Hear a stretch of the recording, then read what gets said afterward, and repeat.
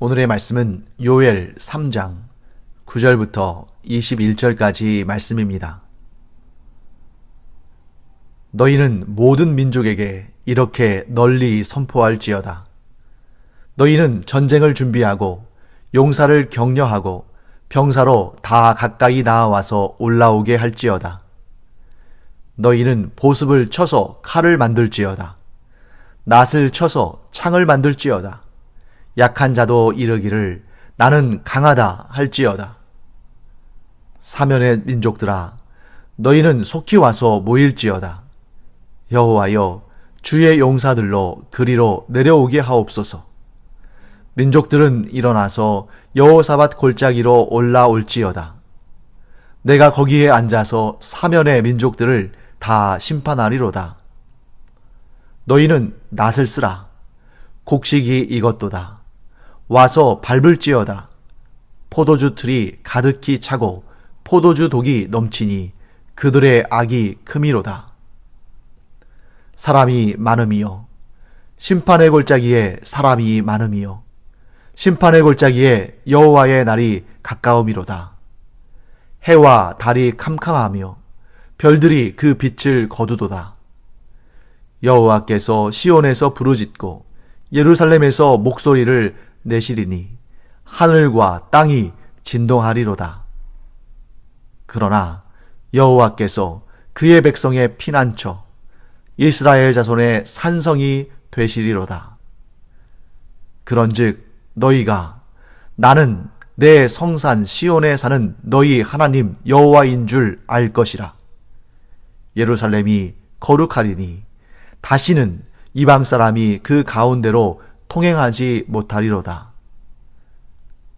그날에 산들이 단 포도주를 떨어뜨릴 것이며 작은 산들이 젖을 흘릴 것이며 유다 모든 시내가 물을 흘릴 것이며 여호와의 성전에서 샘이 흘러나와서 시딤 골짜기에 대리라.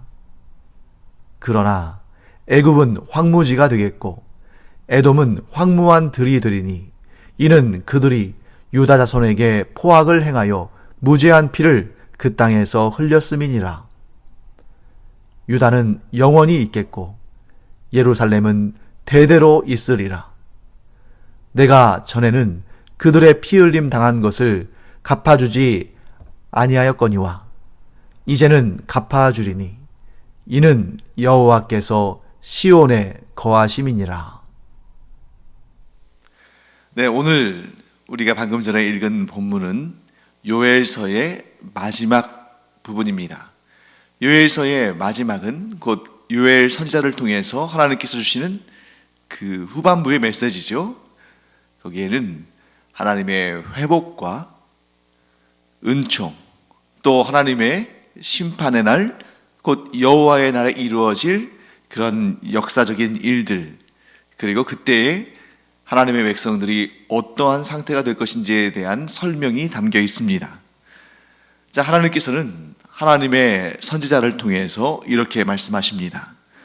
모든 민족에게 전쟁을 준비하게 하고 또 그 용사들을 격려하고 군사들을 다 모아서 하나님 앞에 나오라. 보습. 자, 보습이라는 것은 쟁기를 의미하는 것인데요. 쟁기를 쳐서 칼을 만들고 낫을 쳐서 창을 만든 다음에, 그러니까 일상의 도구들이잖아요. 또 생활할 때 필요하고 또 농사를 지을 때 필요한 그런 일상의 도구들마저도 무기를 만들어서 하나님 앞으로 나와라. 하나님과 한번 전쟁을 해보자. 이렇게 선포하라고 말씀하십니다. 그래서 하나님께서는 동서남북 이 사면에 있는 모든 나라와 민족들을 여호사밧 골짜기로 불러 모으십니다. 우리가 전에 이 여호사밧 골짜기에 대해서 살펴봤었죠. 여호사밧이라는 왕이 있었는데 그 왕의 이름을 따라 지었을 수도 있지만 그보다는 이 여호사밧이라는 이 단어가 가지고 있는 의미에 집중해 봐야 한다고 말씀을 드렸죠. 그래서 여호사밧이라는 단어의 의미는 여호와께서 심판하신다. 곧 여호와께서 심판하시는 그 골짜기로 사면에 있는 모든 민족들을 하나님께서 부르시는 것입니다. 자, 우리가 이 내용을 통해서 좀 알게 되는 그러한 사실이 있는데, 그게 뭐냐면 여호와의 날에 어떤 일이 일어날 것인가, 여호와의 날에 어떤 일들이 벌어질 것인가 하는 것을 이 본문을 통해서 어느 정도 짐작을 해볼 수가 있습니다. 자, 여호와의 날에는 큰 전쟁이 있을 것이다.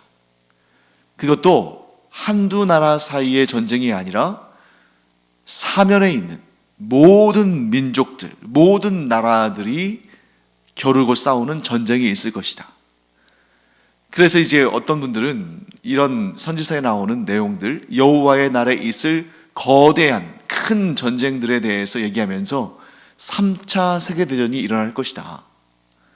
그런데 저는 그렇게 얘기하는 분들에게 한번 여쭈고 싶어요. 이 세상의 역사 가운데 지금 이 여호와의 날은 마지막 때의 일을 말씀하는 것일 텐데요, 인류의 역사의 마지막 때에 있을 일 아니겠습니까? 여호와의 날의 그 심판은. 그런데 인류의 역사 가운데 세계 대전이 꼭 3번만으로 그칠 것이라는 것을 어떻게 알 수 있습니까? 세계 대전이 3번이 아니라 5번, 10번, 100번일 수도 있는 거 아니겠어요? 여호와의 날에 임하기 전에.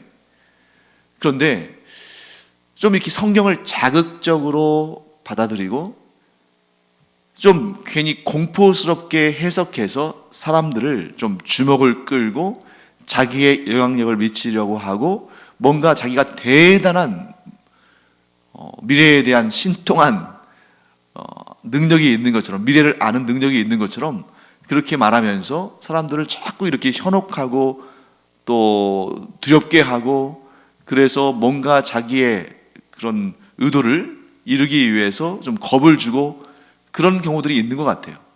그래서 지금까지 1차 세계대전과 2차 세계대전이 일어났는데, 그 다음에 일어날 전쟁은 국제적인 전쟁이라면 당연히 3차 세계대전이겠죠. 근데 그날이 3차 세계대전이 일어나는 날이 여호와의 날이다. 최후 심판의 날이다. 그 3차 세계대전이 일어나면 예수 그리스도께서 재림하실 것이다. 네, 그날과 그때는 오직 하나님만 아시기 때문에 그렇게 너무 단정적으로 얘기하는 것 잘못된 것입니다. 또한 3차 세계대전과 여호와의 날, 그리고 예수 그리스도의 재림의 날을 연결시키는 것도 그것도 잘못된 일입니다. 물론 1차 세계대전과 2차 세계대전과 비교해 봤을 때, 물론 3차 세계대전이 일어나지 않았지만 만약 일어난다면 그 앞선 2차례의 세계대전과는 비교할 수 없을 만큼 무서운 전쟁이 되겠죠. 왜냐하면 1차 세계대전 때는 핵무기가 없었고 2차 세계대전은 핵무기로 인해서 전쟁이 종료됐습니다만, 그때는 핵무기가 개발된 지 얼마 안 된 굉장히 초보적인 단계였고, 그 사이에서 이제 한 60년, 70년 지나면서 엄청난 과학적 진보가 있었고 기술의 발전이 있었고, 특히 이 군사 기술에 있어서, 무기 개발에 있어서 엄청난 발전이 있었기 때문에 오늘날 우리가 상상하지도 못할 무서운 무기들이 세계 도처에 있습니다. 그러니 그런 것들이 발사가 되고 폭발이 된다면 지구를 몇 번이건 분해하고도 남을 만한 화력들이 존재하겠죠. 하지만 그렇다고 해서 3차 세계대전이 일어난다고 해서 그것이 여호와의 날이다, 그것이 예수 그리스도의 재림의 날이다, 그것이 최후의 심판 날이다, 이렇게 말하는 것은 다분히 주관적인 해석이다 하는 것을 우리가 알 수 있습니다. 그리고 오늘 여호와 하나님께서 요엘 선지자를 통해서 모든 민족들에게 전쟁을 준비하게 해라, 그리고 여호사밧 골짜기로 올라와서 싸우자, 이렇게 말씀하실 때 그 전쟁이 꼭 물리적인 전쟁이라고 단정할 수 있는 근거도 없습니다. 그것이 영적인 전쟁일 수도 있고, 또 사람들은 그런 전쟁이 일어났는지도 모르고 지나갈 수도 있을 겁니다. 하지만 분명한 사실은 무엇입니까? 영적인 전쟁인 경우에는 사람들이 알지 못하고 심판을 받겠죠. 왜냐하면 하나님을 깨닫지 못하는 자들은, 예수 그리스도를 알지 못하는 자들은 지금 이 영적인 전쟁이 어마어마하게 치열하게 이루어지고 있는 줄을 알지 못하는 거거든요. 그런데 여러분, 지금 이 순간 우리의 눈으로 물리적인, 가시적인 전쟁은 일어나고 있지 않기 때문에 우리가 이 마지막 날에 큰 전쟁이 일어나지 않는 것처럼 생각할 수 있지만, 이런 영적인 전쟁은 하나님을 섬기는 세력과 하나님을 섬기지 아니하고 대적하는 세력 사이에, 이 영적인 세력, 그리스도의 십자가 군병들과 사탄의 마귀들의 군병들 사이의 영적인 전쟁은 지금도 일어나고 있는 것입니다. 그러나 분명한 사실은 여호와의 날이 임박하면 그제서 이런 영적인 전쟁에 대해서, 혹은 그때 정말 물리적인 전쟁이 일어날 수도 있죠. 하나님께서 그것을 일으키신다면. 그런데 그때 가서 준비하면 이미 늦는다는 거죠. 지금 이 본문의 말씀, 이 요엘서, 이 선지자의 말씀을, 선지자를 통해서 하나님께서 예언의 말씀을 주시는 이유는 아직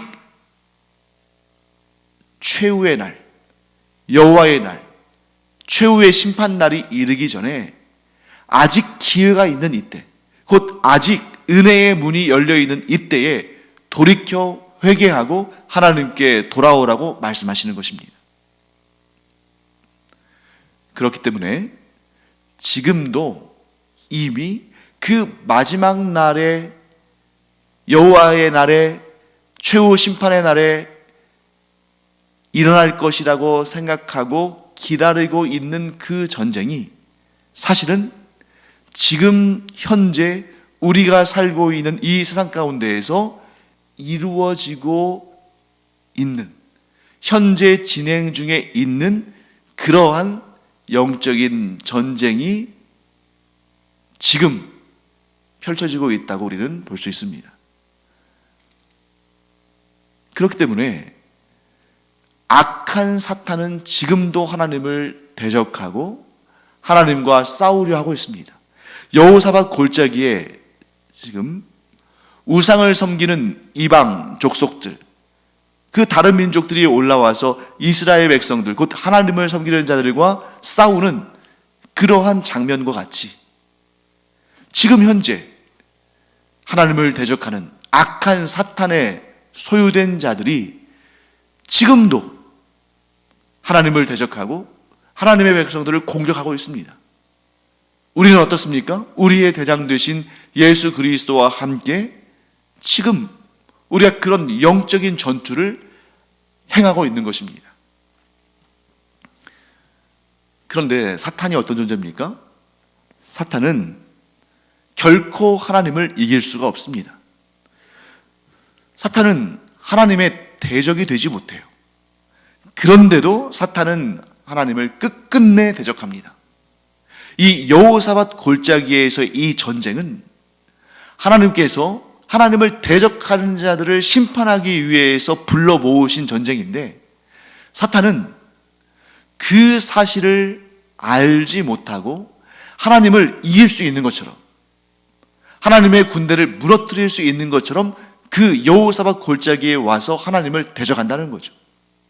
왜 그럴까? 여러분, 사탄이 얼마나 영리한 존재입니까? 그런데 자신이 하나님께 상대가 되지 못한다는 것을 분명히 알 텐데 어떻게 그렇게 자기와 비교할 수 없이 강하신 하나님을 이렇게 계속해서 대적하고 있을까? 왜 패할 수밖에 없는 전쟁을 할까? 바로 그것이 사탄이 자기 욕심에 눈이 멀어서 하나님께서 얼마나 강하신지를 보지 못하고 자기 자신이 하나님 앞에서 얼마나 약한 존재고 하나님은 얼마나 강하신 분이신지를 깨닫지 못하고 계속 그 욕심에 이끌려서, 그 욕심에 눈이 가려서, 그 욕심에 눈이 멀어서 하나님을 향해 대적하고 있다는 것입니다. 사탄에 속한 사람들도 마찬가지입니다. 사탄에 속한 사람들도 어떻게 사람이 하나님을 이기겠습니까? 어떻게 사람이 하나님을 꺾을 수 있겠습니까? 그런데 사탄, 즉 자신들의 대장인 사탄에 속한 자들은 그들의 영의 눈이 어두워서 하나님이 얼마나 강하신지를 깨닫지 못하고 심지어 하나님은 없다고 말합니다. 자신들의 눈이 어두워서 죄로 가리워서 욕심과 탐욕에 눈이 멀어서 하나님이 어떤 분이신지를 알아보지 못하는데, 그런데 정작 그들 스스로는 자신들의 영적인 상태가 어떠한지를 모르니까 하나님이 없다고 말합니다. 그리고 하나님을 믿는 자들을 공격하고 핍박합니다. 그런데 여호와의 날은 반드시 옵니다. 그 여호와의 날에 그제서야 그들은 깨닫게 됩니다. 내가 지금까지 왜 하나님을 대적하며 살았을까?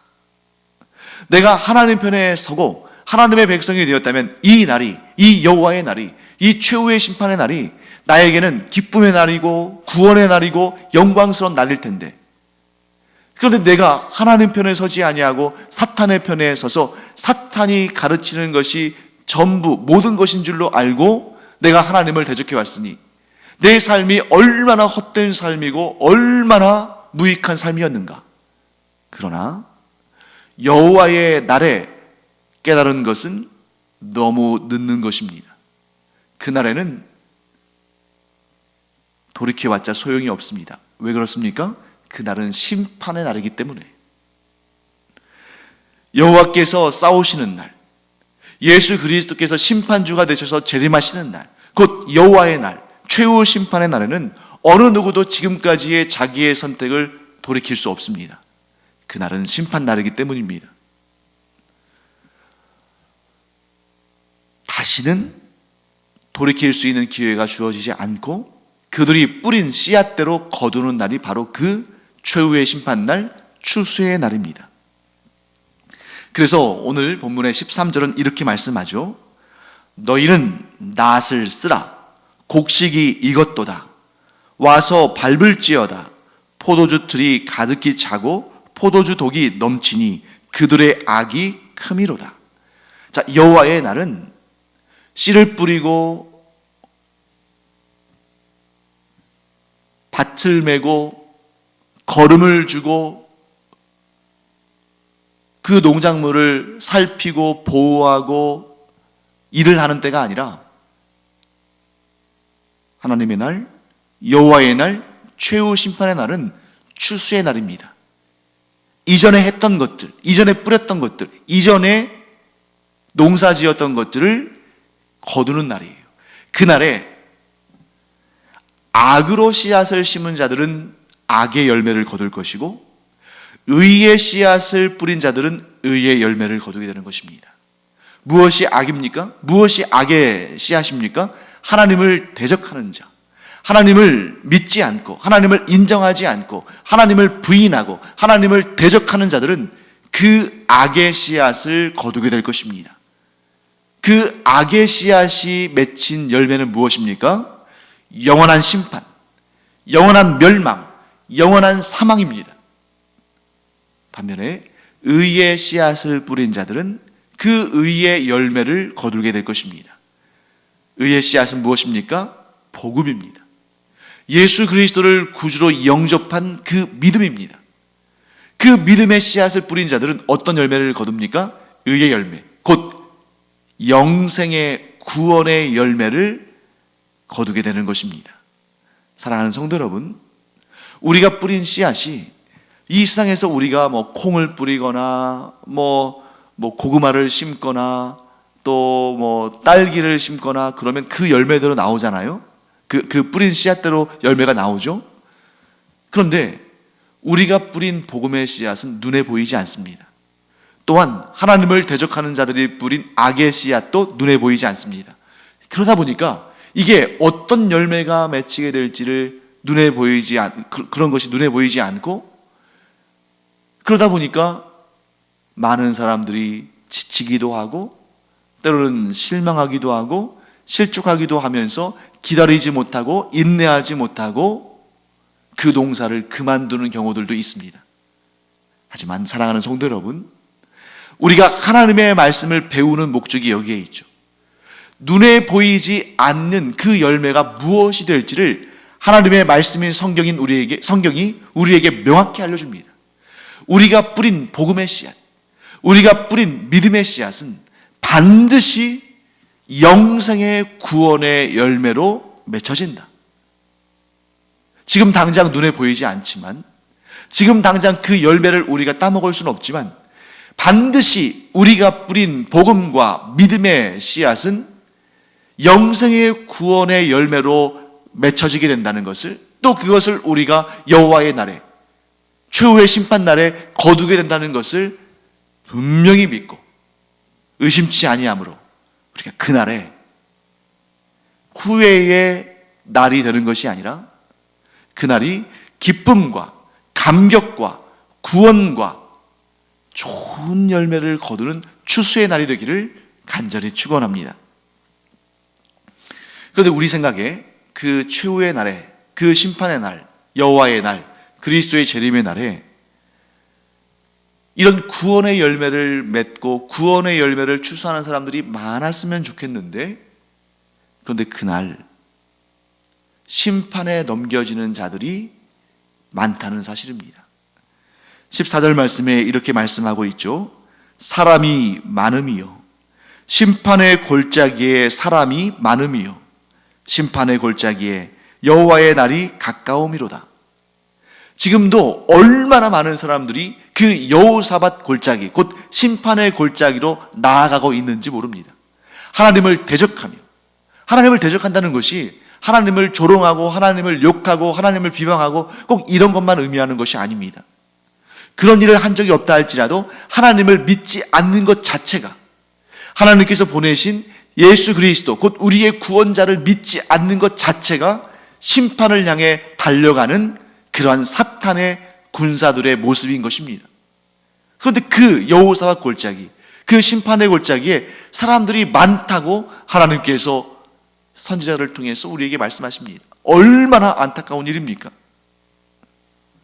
그래서 우리는 이 불쌍한 처지에 있는 사람들을 단 한 사람이라도 더 줄이기 위해서, 단 한 사람이라도 더 구원받도록 하기 위해서 우리는 복음을 전하고 또한 복음의 삶으로 그들에게 빛을 비춰주는 것입니다. 자, 그런데 반면에 여호와 하나님을 경외하는 자들, 하나님을 믿고 하나님을 섬기는 자들에게는 어떤 일이 벌어질 것인가? 17절 말씀에 이렇게 말씀하죠. 그런즉 너희가 나는 내 성산 시온에 사는 너희 하나님 여호와인 줄 알 것이라. 예루살렘이 거룩하리니 다시는 이방 사람이 그 가운데로 통행하지 못하리로다. 물론 여러분, 이 말씀은 이스라엘의 역사 가운데 성취된 아주 그러니까 좀 짧은 시간 안에 성취된 그런 이스라엘의 역사로 본다면, 하나님께서 예루살렘을 회복시키셔서 그 예루살렘을 다니면서 이스라엘 사람들을 괴롭게 하고 그들을 통치했던 이방 족속이 물러가고 다시는 그 예루살렘에서 그런 이방인들 통치자들을 보지 못한다, 이런 뜻으로 해석할 수도 있을 겁니다. 이스라엘이 독립을 이루고 이스라엘이 강해져서 이방 족속들의 지배를 받지 않는 그날이 이른다 하는 뜻으로 해석할 수도 있겠죠.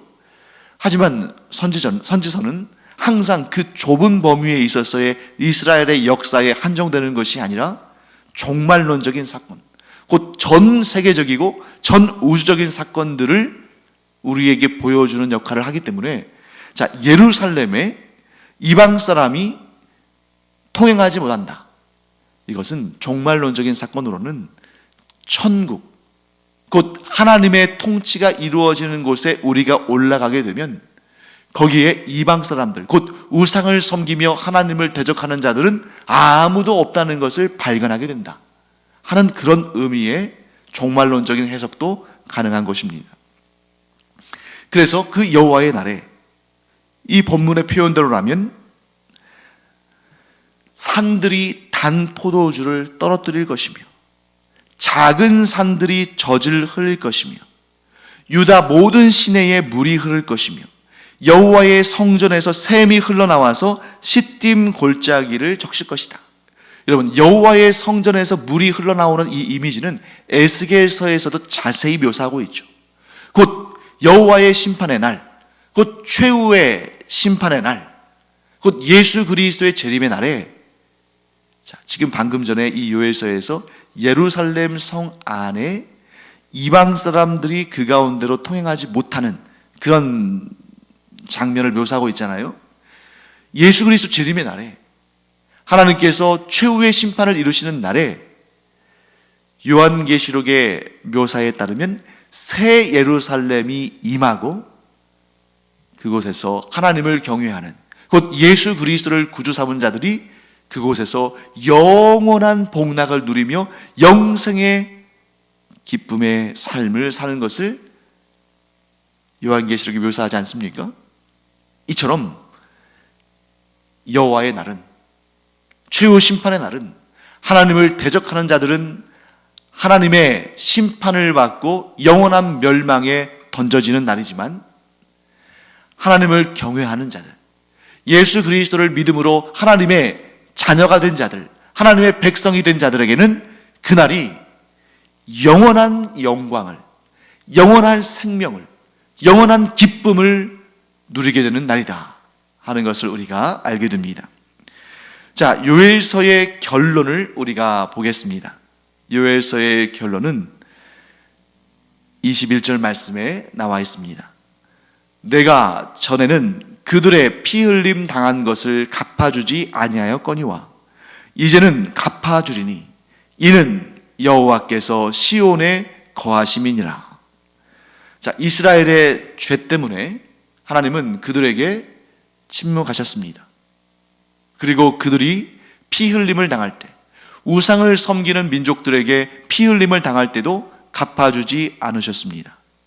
하지만 이제 곧 이스라엘이 회개하고 하나님께로 돌아와서 하나님과의 관계를 회복하게 될 때, 하나님은 드디어 그들에게 응답하시고 그들의 억울함을 풀어주시고 그들의 피 흘림 당한 것을 갚아주십니다. 자, 지금까지 하나님께서 능력이 없으셔서, 힘이 모자르셔서 이스라엘 백성들을 위해서 그들의 피 흘림을 갚아주셔야 되는데 그것을 못하신 것이 아니라 하나님은 이스라엘이 죄를 뉘우치고 회개하고 하나님께로 돌아오기까지 기다리신 것입니다. 왜냐하면 이스라엘 백성들이 죄를 깨닫지 못하고 뉘우치지 않는데 하나님께서 그들의 피 흘림을 갚아주시고 그들을 도우신다면 그들이 우상을 숭배해서, 그들이 하나님을 떠나서 우상을 섬기는 삶을 살아서 이렇게 우리가 형통하구나, 그렇게 알 것 아닙니까? 그러니 그들이 돌이키지 않고 우상을 섬기고 죄악 가운데 있을 때는 하나님께서는 도와주시면 안 됩니다. 그러한 죄악 가운데 있는데 하나님께서 도와주시면 그 죄악이 그들에게 있어서 구원의 메시지로 들릴 수 있는 것이죠. 그렇기 때문에 하나님께서는 그런 이스라엘 백성들의 버릇이 잘못되지 않도록 기다리신 것입니다. 하나님께서 기다리실 때 얼마나 힘드셨을까요? 하나님께서 언약하신 백성들, 하나님께서 사랑하신 백성들, 하나님께서 택하신 백성들이 우상을 섬기는 족속들에게 괴롭힘을 당하고 피 흘림을 당하고 고난을 당하고 고통을 당할 때 하나님 마음이 좋으시겠습니까? 그럼에도 그들이 죄를 뉘우치고 하나님께 돌아올 때까지 기다리시는 것입니다. 그래야 그들이 온전한 구원을 얻고 제대로 영생의 구원을 얻을 자들로 살 수 있기 때문입니다. 사랑하는 성도 여러분, 이 일은 우리에게도 마찬가지로 적용됩니다. 우리가 죄 가운데 있을 때, 우리가 하나님께로 나아가지 않을 때 하나님은 우리를 돕지 않으십니다. 왜요? 그런 상태에서 도우신다면 우리는 더욱더 잘못된 길로 나아가게 될 것이기 때문입니다. 하나님은 우리가 고난을 당할 때에 하나님도 힘드시지만 그러나 참고 인내하십니다. 왜요? 우리에게 더 좋은 것을, 가장 좋은 것을 가장 좋은 때에 주시기 위해서. 하나님께서 이렇게 인내하시듯이 우리도 인내해야 됩니다. 고난과 환난 가운데 있을 때에 왜 하나님께서 침묵하시는가? 왜 하나님께서 나를 돕지 않으시는가? 하고 하나님을 원망하고 하나님께 투정하는 것이 아니라 일단 우리가 하나님께로 돌이키고 죄를 회개하고 그리고 하나님께서 우리를 구원하실 날을 믿음으로 바라보며 인내해야 되는 것입니다. 그것이 곧 하나님의 백성들의 바른 모습이다 하는 것입니다. 왜 하나님께서 악인들의 죄에 대해서 침묵하시고 의인들의 부르짖음에 응답하지 않으시는가? 많은 사람들이 이런 의문을 가지고 있죠. 그것은 하나님께서 무능력하시거나 하나님께서 심지어 존재하지 않으시기 때문에 그런 것이 아닙니다. 하나님은 참고 계신다. 무엇을 참고 계십니까? 악한 자들이 죄를 뉘우치고 하나님께로 돌아오기를 기다리시는 것이고, 또한 하나님의 백성들이 하나님의 때를 기다리고 그때에 하나님께서 그들에게 가장 좋은 것을 부어주시기 위해서 하나님의 시간을, 하나님의 때를 기다리고 계신 것입니다. 하나님께서 인내하시고 하나님께서 기다리시기 때문에 우리도 인내하고 우리도 기다려야 되는 것입니다. 그래서 여호와의 날, 곧 최후의 심판 날이 이르기까지, 그때까지 우리도 많은 부당함과 공격과 환난과 어려움을 당할 수 있겠죠. 그러나 여호와의 날에 우리가 뿌린 것을 거두며 하나님께서 우리에게 주시는 영원한 영생의 구원의 복락을 누릴 것을 믿음으로 이 험한 세상에서 사탄과 죄와 사망의 권세가 공격하는 이 세상에서 끝까지 좌절하지 아니하고 인내하고 참아내고 기다리며 그날을 바라보는 우리 모두가 되기를 간절히 축원합니다. 기도하겠습니다. 하나님 감사합니다. 여호와의 날은 반드시 올 텐데 그날이 이르기까지 저희가 인내하고 참아내며 끝까지 하나님께서 기뻐하시는 믿음의 삶을 살아내므로 그날에 저희가 악의 열매를 거두는 날이 아니라 의의 열매를 거두고 생명 구원의 역사, 영원한 생명의 역사를 누리는 복된 날이 되게 하여 주시옵소서. 감사드리며 예수님의 이름으로 축복하며 기도합니다. 아멘. 여호와의 날이 이를 때까지 우리는 참고 기다려야 합니다. 참고 기다리지 못하면 그날의 좋은 열매를, 구원의 열매를, 영생의 열매를 거둘 수가 없겠죠. 우리가 참고 기다리는데 우리의 기도가 큰 힘이 될 것입니다.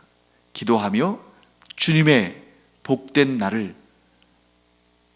잘 참고 잘 기다리고 그날을 바라보게 되는 우리 모두가 되기를 축원합니다. 기도하겠습니다.